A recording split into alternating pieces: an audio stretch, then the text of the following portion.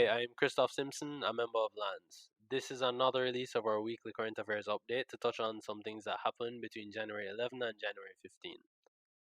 I'll be covering two topics from international news and three local issues. The international issues are some updates on the Capitol Hill drama and the US accusing Cuba of sponsoring terrorism.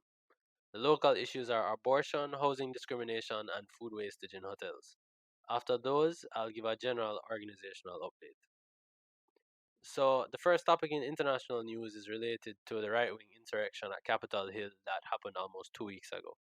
Just last week, journalists and media outlets were reporting that some off duty police officers were among the group that carried out that whole drama at Capitol Hill, and also that white supremacist groups have been recruiting soldiers and possibly Pentagon officials. This should not come as a surprise to anyone because this has been going on for years. Police in the US originated from slave catcher patrols, so many persons who have been in the KKK and neo Nazi groups have also been in the police force. So, this is something that has been known for years because it became uncovered after much investigations on these groups. Um, so, yeah, um, we also have to remember that the US military plays a role of enforcing American colonial violence against people outside of US borders. So the people most willing to do those things, you can expect them to be right wing extremists or to at least sympathize with them. So right wing extremists being in the police and military again is not new, and there has always been some sort of overlap between American military fanatics and right wing extremist nationalists. Many black and indigenous people in the US already know this, and to them, the US was always pretty fascist. Um, yeah, think about it. People who, when you think about the gun nuts, when you think about the hardline, like American nationalists, they're the real extremists. There are people who love the military and, like, yeah, or country and whatnot. It's the same type of people. It shouldn't surprise you. So next, before I move on to the second topic, this is still on the Capitol Hill drama. I wanted to touch on the Democrats' reaction to the whole thing. So the Democrats are not good guys in this situation, and obviously the Republicans aren't good guys either. But on the Democrats specifically, we shouldn't trust them. It's obvious the Republicans are bad, but the Democrats, for some people, it's not as obvious. So yeah, the Democrats, they're complaining that Trump has undermined the US and the Constitution and that he tried to attempt a coup. So, yes, Trump did do those things. Trump did undermine the US and he did attempt a coup and he did try to subvert democracy, or what Americans think is democracy at least. Um, so, yeah, he did those things, but what were the Democrats doing when he was doing the same things in other countries? I want us to focus on that. They were supporting him, and I'm going to give examples. When Donald Trump and Mike Pompeo were trying to install Juan Guaido as the unelected president of Venezuela, Nancy Pelosi and other Democrats lined up behind him and supported that move. Even Alexandria Ocasio Cortez, who is famed as some great progressive, a part of the beloved squad, even she said that she deferred to the Democratic Party's leadership on that issue and met with supporters of the coup that took place in Bolivia. And the coup in Bolivia resulted in a lot of kidnappings, people being displaced, and straight up massacres. So the Democrats have supported the Republican administration carrying out these things in other countries. Another example, when Mike Pence encouraged an armed insurrection in Venezuela on April 30, 2019, Joe Biden supported it. This wasn't a peaceful protest in any way. It was a group of rogue right wing soldiers, just like you saw in the US, trying to overthrow the government and take power by force. The Venezuelan government didn't even use force to put them down. The government's civilian supporters mobilized and made the coup impossible. And they did it earlier this time because they remember what happened when the US backed a coup in Venezuela in 2002. So in 2002, it was after Chavez got kidnapped that the people came out and mobilized. In 2019, when they realized that a sort of coup was happening again, they mobilized very quickly because they weren't ready for that to happen again. They're not into that. Sorry, they were ready to prevent that from happening. So yeah, they weren't going to accept it happening again. Um, so they mobilized. So the civilians were actually on the government side. The people who were moving around in uniform and wearing a particular color band to signify that they're working together and trying to overthrow the government, they were encouraged by the US. the day before, the U.S. was making very strange statements encouraging what they called um, this liberty thing, that they would bring liberty to Venezuela. And what he saw was an attempted coup by right wing military officers and soldiers. Literal fascists overthrew the government of Ukraine during Obama's presidency, and Joe Biden's family had ties with business interests that tried to take advantage of the situation there. So these are three examples so far, and there are countless more. So, we could talk about how Democrats and Republicans have undermined and attacked democracy and self determination in Honduras, Haiti, Brazil, Libya, and many other countries. They don't have a right to be upset now that the same thing has reached their own front door and by their own doing. The same things that they don't want to happen in their country are things that they do and encourage in other countries. And it's ridiculously hypocritical that they should feel immune to these things while contributing into it elsewhere. So a lot of people now are seeing increased military presence in certain areas in the US and are saying that it looks like a war zone, that this is how Afghanistan should look, but not America. And that as well, it shows a culture of exceptionalism where Americans know that they do bad things to other countries and in other countries, but they don't want that for themselves. So yeah, the same Democrats who are complaining about a sort of coup in America now and making it look like the worst thing in the world, they supported doing this to other countries, and that is ridiculous. Anyways, on to the second topic. So second topic in international news. The US has designated Cuba as a state sponsor of terrorism, meaning that they accuse the Cuban government of funding or otherwise enabling terrorism. This is an absurd declaration that's not based in any form of reality. The US is treating people's lives like a petty political game. CARICOM, the Caribbean Community, has outright condemned the move. It is ironic that the US would say this because, Cuba sends doctors, teachers, and engineers to help other countries. America, on the other hand, when they talk about helping other countries, they send agents and soldiers to invade, torture, rape, murder, bomb, and other things, and to civilians. Not that soldiers defending the country deserve any of that either, but they do this to civilians. They send the soldiers to rape and torture civilians. They send the soldiers to bomb cities and kill civilians. Under Obama's presidency, they bombed hospitals. So, I mean, like, it's big hypocritical of the US to be coming now and accuse Cuba of sponsoring terrorism. What would you call the violence that the US commits abroad? Because apart from this very formalized terrorism that we're talking about, that the U.S. military does, um, we can talk about like the things that we conventionally associate with terrorism. So you talk about 9/11. Um, talk about Flight 455. They they bombed a Cuban plane. They laced a Cuban plane with bombs, and it killed a lot of people. And that plane was supposed to actually come to Jamaica. Um, so look that up. Look up Flight 455. Um, a lot of civilians died. Uh, the U.S. harbored the person that did that. They protected him and they refused to allow him to face justice in any of the countries where the victims of the terrorist attack had come from. So talk about that. That was enabling terrorism. That was sponsoring terrorism. Um, So I want you to really think hard about who you think the real terrorists are. These doctors coming to our countries and the teachers and the engineers to help us? How is Cuba sponsoring any form of terrorism? Cuba doesn't have time or money for that right now, or ever. Cuba, the most they've done in terms of armed involvement in other countries, they sent soldiers to Angola to help Angola to resist the South African apartheid government invading Angola, meaning Angola was declaring independence, and the white army in South Africa was trying to invade Angola to prevent Angola from becoming a black republic. They wanted to keep it under colonial rule. So Cuba sent fighters to Angola to ensure that Angola would remain liberated. Um, the Trump administration isn't delusional in designating Cuba as a state sponsor of terrorism. they know that they're being dishonest in doing that. It's just a deliberate effort to stifle and weaken Cuba. So yeah, who you think are the real terrorists? Cuba that sends doctors, or the U.S. that sends their own soldiers to bomb, torture, rape people, and also actually sponsors actual terrorism?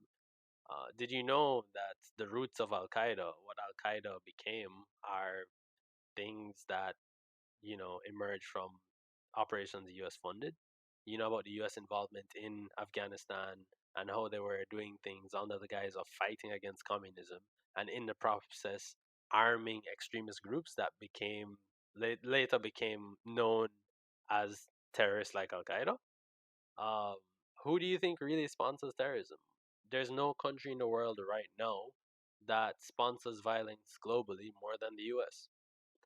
And some of the other countries that have sponsored violence a lot are Belgium, the UK, and France, which are allies of the US. They're in NATO. So, yeah, who do you think are the real terrorists? Now, on to local issues. The first topic is abortion. At least one pastor is calling for the Prime Minister to rein in Juliet Cuthbert Flynn, a member of Parliament and a state minister in the Health and Wellness portfolio, because she's pushing for abortion. Now, this language that she needs to be reined in is ridiculous and has gotten well deserved backlash. Let's be reasonable in who we expect her to represent and who she's obligated to represent. And we can analyze these things separately. So, firstly, she's a woman who has had reproductive health complications in the past. As I just mentioned, she's also a member of cabinet, and her portfolio is health. The position that she's taken, let me repeat that. The position that she's taking is one that she has every right to, and it shouldn't surprise everybody that she's doing it. And yeah, whether or not you agree, she has a right to advance this position, and the rest of Parliament can go against it if they want. Um, how many MPs are actually pushing for changes in legislation, though? This is one MP actually pushing for changes in legislation. This isn't something that should be discouraged. What we should be encouraging right now is debate and discussion, right? But that aside, we can talk about her, role in actually being a member of parliament. So her actual duty and responsibility. She was elected as a member of parliament by the voters in a specific constituency, which is West Rural St. Andrew. So she's accountable to them before she's accountable to anyone else. She wasn't elected by the church. She wasn't elected by Andrew Holness. She was elected by a constituency. And she's a second term MP. She was pushing for abortion in her first term in Parliament. If it was such a big issue for her constituents, they could have refused to vote for her. But clearly, it was not such a big issue. Knowing that this person supported abortion, they chose to re elect her. So, what? What like on what grounds is the church saying that she needs to be reined in? She's a member of parliament. She pushed a private member's motion. She doesn't need to be reined in on anything. And being in the health portfolio now, she's becoming even more, well, we assume at least that she's becoming even more familiar with the, public health offerings and so on. So what exactly is the issue? If the church is against abortion, they have made themselves heard. They can continue making themselves heard. And also, groups that support abortion need to make themselves heard. So, all the groups that have views on this just need to make themselves heard. Um, well, not necessarily, we don't necessarily need to hear all views on this topic, but that is the extent to which things can be tolerated. You express your view, you whine and complain, but don't go and say that this person needs to be reined in. Some of the persons that are saying she needs to be reined in, I think they need to be reined in. The church needs to rein in these persons who are making the church look like just a bunch of extremists. Because, I mean, I'm sure it has happened in Jamaica because it happens abroad where anti abortion pastors and politicians actually secretly go and rush and have their wives or daughters have abortions when the pregnancy would be, unfavorable to their family. Wife, daughter, baby mother, girlfriend, whatever it is, sister. These things happen in these families that want to present themselves as pure and everything. They go and rush the abortion because the pregnancy itself would be seen as immoral. These things happen. And the reality is that there are women and girls in Jamaica who go through unsafe um, practices to have an abortion, and offering a safe public option would mitigate that. Because I mean, the issue is here we're not going to be abortion. We're not going to be enabling abortion any more than it already is being enabled to some extent.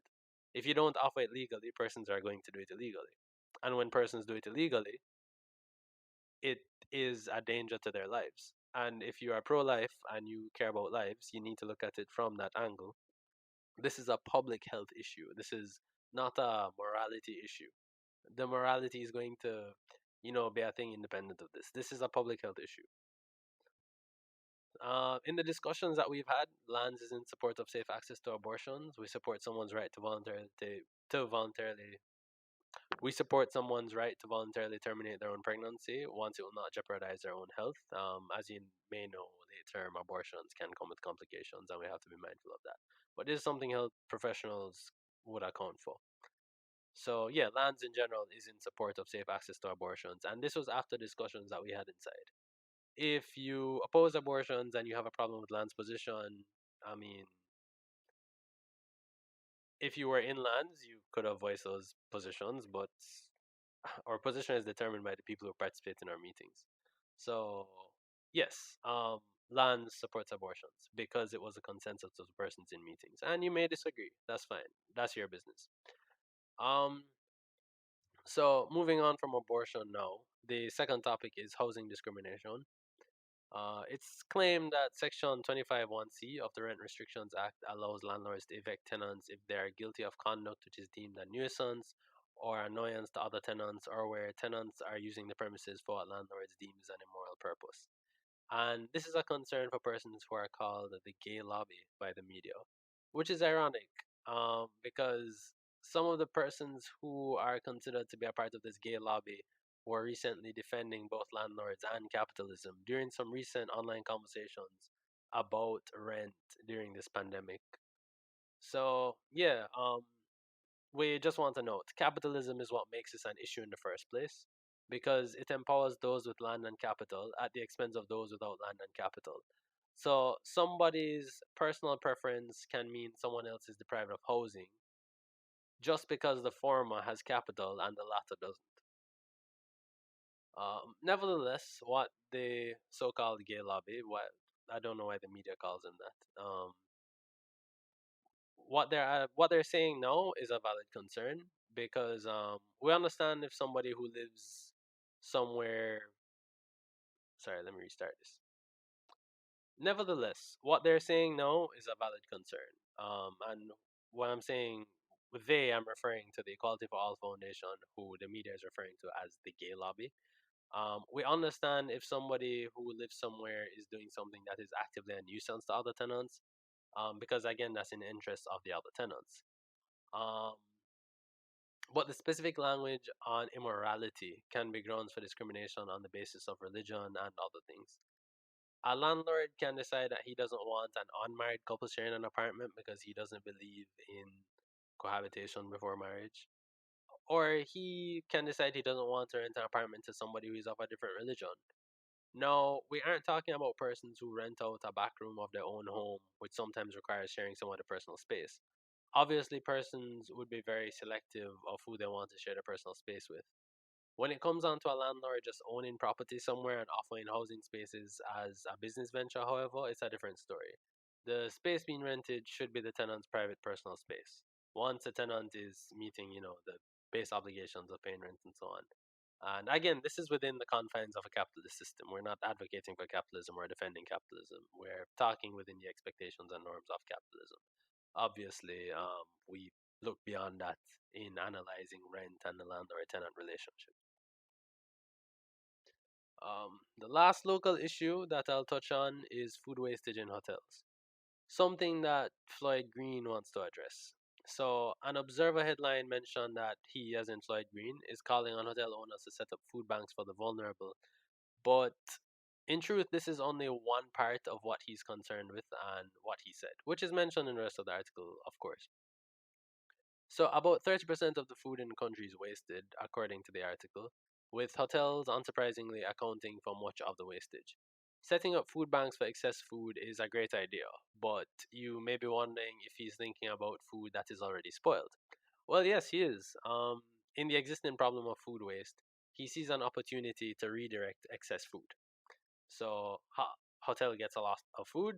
Food waste is a sign that they have surplus food. So, surplus good food can be redirected to be used to feed people who don't have secure access to food, or homeless people because they don't have housing and are also likely to be vulnerable in terms of finding difficulty accessing good food. So yeah, that in itself is one thing, and that's within the headline. So he finds a way to redirect excess food. However, he also wants to prevent food waste to some extent. So he said that we should be building a market-driven agriculture sector where hotel owners can provide real-time information of their demand so that farmers can do better planning. By market-driven, he doesn't mean leaving things to the market.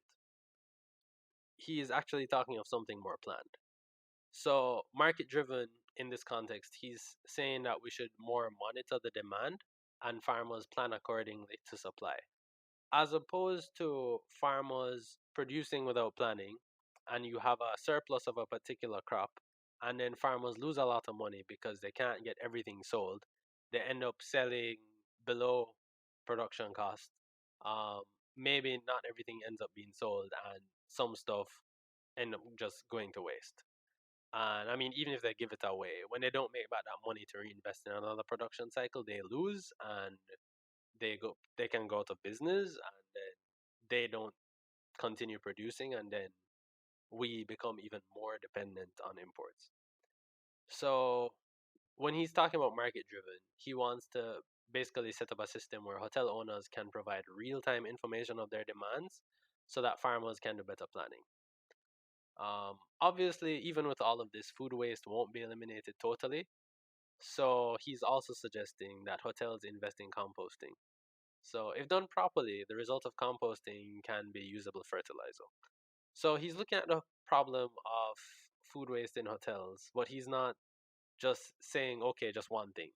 He is looking at three different things that can be done. And this is really a commendable proposal that we should discuss and look into and should endorse. So, that's it for current affairs. So, just two quick organizational updates. So, a general one. Right now, we're in the process of appointing a new executive.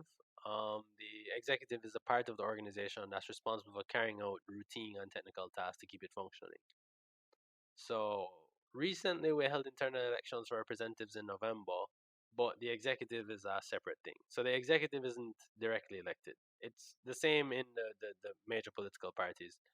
They have their executive, they have the National Executive Council, which isn't their executive. It's a council that oversees the executive. So yeah, they have what they call the National Executive Council and active National Executive Committee, and they meet and they decide who should be secretary, who should be treasurer, and who should be whatever else. And they can meet at any time and decide to remove these persons from their post. So we have something similar. So we have a central committee, and the central committee was elected in November, and the central committee is responsible for appointing an executive. So the central committee, before appointing an executive, they look at what areas we need to focus on. We ask how many persons are interested in being in the executive. Then we see what areas we can prioritize. So if we have everybody to fill everything that we think should be filled, I'm a member of the central committee. So yeah, if we have, scrap all of that. Let me restart from so that's it. All of that scrap. So that's it for current affairs. So onto our organizational updates. And there are only two short ones. A general one and then one on a project. So right now we're in the process of appointing a new executive. The executive is the part of the organization that's responsible for carrying out routine and technical tasks to keep it functioning. Now, we held internal elections in November, but the elections were for our central committee, not for the executive. The central committee meets and then appoints an executive.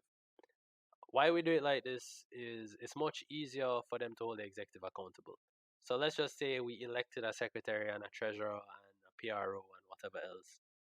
they could not perform well at their jobs, and then it would be harder to remove them because lands is very decentralized, and the executive is a central body, and it would be harder for the membership to get them removed and then get them replaced. So we elect a representative body that represents the membership base, and they can appoint an executive, and they can remove the executive and appoint somebody else even before the next election. So they can do this as often as they want. They can do it 2, 3 times a year if they want. They can just change one or two persons and so on. So there isn't some fixed executive term. There's an election every year, but there isn't a fixed executive term. The executive functions aren't functions of any status or anything. They're just you serve this purpose, and you can be removed if whoever is elected to represent the party membership doesn't think you should be there anymore. So yeah, the central committee meets to determine who should be on the executive, and also just what executive positions should exist. So when we don't have enough persons to fill all the different duties that we want fulfilled, we have to prioritize some areas over others. I'm speaking here because I am a member of the Central Committee, and some of the other persons who have done these weekly updates are also Central Committee members. Not all, but some. Um, so yeah, we're in the process of appointing the executive, and they just do stuff that keep the organization running. Like we're a network of 7 groups, so one of the tasks that one person has is maintaining communication between the different groups. Another task is when a new person wants to join, they direct them to a specific group. Um, Another task is when the different groups have certain discussions on certain stuff, they take the informal discussions and they turn it into formal documents so that we can make proposals to parliament or to the cabinet and so on. So the second update is that we're working on a communal production project that will involve community gardening, small-scale agro-processing, and waste management. There are some persons who already know about this project, but it's not something we have publicized a lot. So yes, we are still working on that. Right now, we're in the process of building a particular thing. So we've been planning this and working out details from someone, but we've had to get some equipment, and then the thing that we're building is also taking some time. Um, this is a project that we're really excited about, but the pandemic has presented some obstacles. Ironically, the pandemic itself inspired an aspect of the project. Originally, we thought of a community gardening project in general, but now we added the agro-processing element. Because of the food surpluses that we witnessed, where unsold food ended up getting spoiled during the beginning of the economic fallout from the pandemic. If some of this food could have been preserved or transformed into goods that have longer shelf life, there wouldn't be as much wastage and farmers wouldn't have suffered as great losses. So, yeah, we're doing this project. As we get further in the project, we'll provide more public documentation. So, that's it for the weekly updates. Again, I'm Christoph, and hope you continue listening to these updates. We will in the future diversify how we do content. So we're planning to offer more reading materials. We're planning to do a sort of political dictionary for persons to understand political and economic terms. Um, we're planning to actually have proper videos on YouTube. We're planning to at some point resume writing articles and opinion pieces regularly. So these things take time, and then you have persons with different priorities in the movement. And right now, public relations isn't a priority because we're trying to keep our existing base moralized and united and so on. So yeah, organizing is some tough work. And I mean, if you're in our network, you'll understand everything transparently, what is happening. Um, but right now, it's just difficult to put effort into PR.